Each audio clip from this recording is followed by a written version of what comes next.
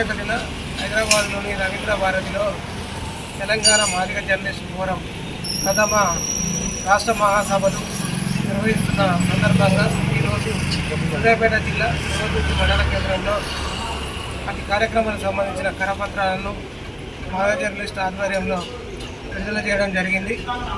ఈ ప్రాంతం నుండి భారీ సంఖ్యలో ఉన్నటువంటి మాదిగ జర్నలిస్టులు ఆ సభకు హాజరై విజయవంతం చేయాలని కోరుకుంటూ రాష్ట్రంలో మాదిగ జర్నలిస్టులు ఎదుర్కొంటున్నటువంటి సమస్యల పైన తెలంగాణ మాదిగ జర్నలిస్ట్ ఫోరం ఎప్పటికప్పుడు ఉద్యమాలను కొనసాగిస్తూ నేపథ్యం వివక్షకు గురవుతున్న సమస్యలపైన జర్నలిస్టులకు ఉన్నటువంటి సమస్యలపైన చులకనగా చూడడం, జర్నలిస్టు రంగంలో కూడా మాదిగ జాతి జర్నలిస్టులను చులకనగా చూడడం, ఏదో రకంగా వీళ్ళకు పైన దాడులు చేస్తే ఎవరు రారు అనే నేపథ్యంతో తక్కువ చూపుతో ఎక్కువ శాతం మాదిగ జర్నలిస్టుల పైనే దాడులు జరుగుతున్నాయి. మన వార్తలు ప్రచురించిన బెదిరింపు కాల్స్ అయినా ఏ అయినా మాపైనే జరుగుతున్నాయి. కాబట్టి సంఘటితమై అందరం ఒక శక్తిగా ఉండి ఒక సంఘంగా ఉండి కొట్లాడాలని ఉద్యమించాలనే నేపథ్యంతో మాకు రావాల్సిన హక్కులు కానీ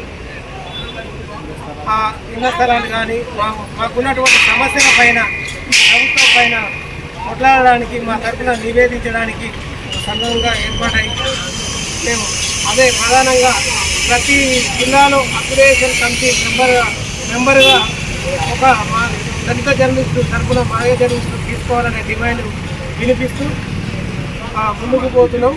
కాబట్టి ఈ సభను విజయవంతం చేయాలని కోరుకుంటున్నాం.